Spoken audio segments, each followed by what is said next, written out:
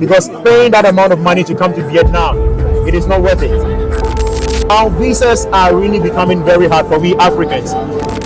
Salary here, even for a beginner, is much better than being home.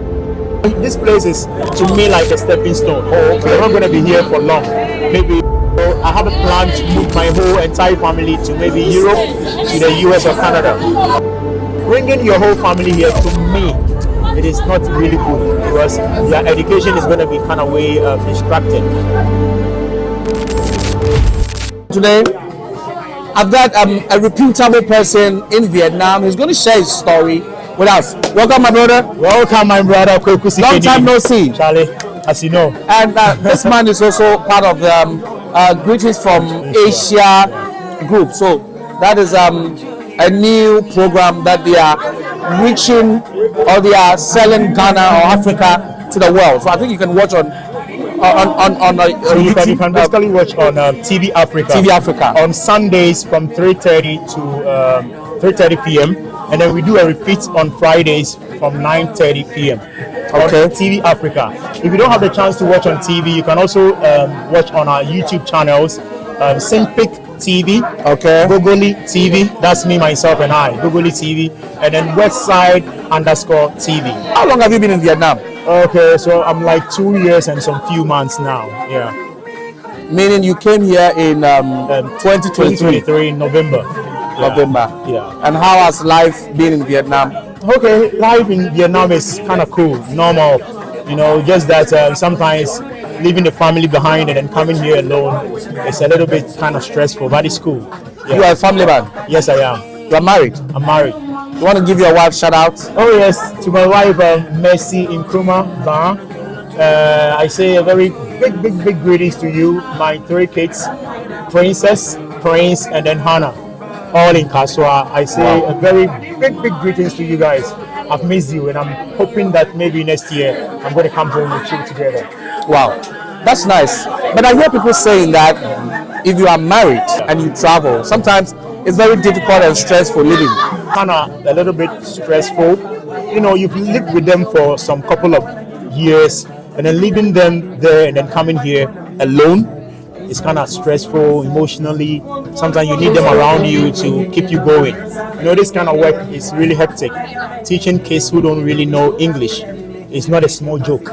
You get it? So when you are kind of tired and you come home, you needed your family behind you to kind of give you to distress you, you know, to give you that feeling that you have people backing you. So not getting them here is a little bit, I would say a little bit, but it's very stressful. But you get used to it after you are like a year and then half old in Vietnam. You get used to it. So for 2 years, yes, you've been living a single life in Vietnam. That is it. You don't have any girlfriend? No. Really? Is that easy to do? I like football, and then sometimes I hang around with my friends, and then I really like football, so football takes my time. Wow. Yes, although I have some ladies friends that I also talk to. Yes. So you've not had sex in 2 years? Something like that. Wow. Yes. Are you sure? Yes, I'm sure. Can you swear to that? We don't swear, you know. We are Christians. It's very. Can you curse to that? I'm not racist. but it's not easy to come here without your family, especially when you're married. It's not that easy. Some people couldn't hold it that long, and it's not their fault. It's not that easy because living alone in this weather, you know, it's already very cold. Yeah, very cold, and sometimes, you know, after work you need people around you. Yeah. And your friends are always busy, also having their own schedules. Of course. You know, some of our schedule doesn't meet. So at the time you are free, I might not be free. And when you come home and you have your family rallying around you, it would have been really nice, but you don't have them. So what I have to say is, if you're coming here and you're married, make sure that maybe it's like 1 year or 2, you get your wife on board to give you that warmth, to hold you behind and give you that energy to still go and then do more. But is Vietnam that place to go with your family, to go and live with your family, to make a living? For me, I wouldn't bring the whole family here, especially with the kids. You know, if you are married without a kid, you can bring your wife along. Okay. And maybe the two of you can plan to together. Move, yes, and then work together and plan to move. You know, this place is to me like a stepping stone. Oh, okay. We're not going to be here for long. Maybe one more year or two. So I have a plan to move my whole entire family to maybe Europe, to the US or Canada. So bringing your whole family here, to me, it is not really good because their education is going to be kind of way distracted. What they teach them back home and here is really different. The hours we teach English is not that long. Yeah, so it will really be a detriment to them. Okay. So I would say that if you are single, maybe you are married, your wife doesn't have you don't have a kid, you can bring along your wife. But if you are married like me with kids, I would say that maybe it will be proper for you to go home like 2 years, every 2 years, or maybe every year if you have the means. Yeah, so that's my advice. Now, is it easy moving from here to Canada or Europe, as you said? It is not that easy, but when you intend to go, we have many ways of going: through school, which maybe through work. And I know with the US, you can get your I-20, that's the school, or H-1B, that is the job. It is not that easy, but it makes it a little bit better than being home. Oh, yeah, because it's like since you have Vietnam in your Vietnam visa in your passport, it makes it like you are not a virgin. You are not a virgin in travel. You have travel experience. You have that experience, and your passport is not that virgin. Okay. Yes, you have certain stamps in it, so it really helps you to get another visa. Yeah. Okay. And what about the people who are also traveling here, especially being convinced by agents to travel? Some are being told, the moment you get to Vietnam, you can go to Australia, you can go to Canada. What about those things are really unfortunate because there have been certain brothers of ours who are misleading people to come here.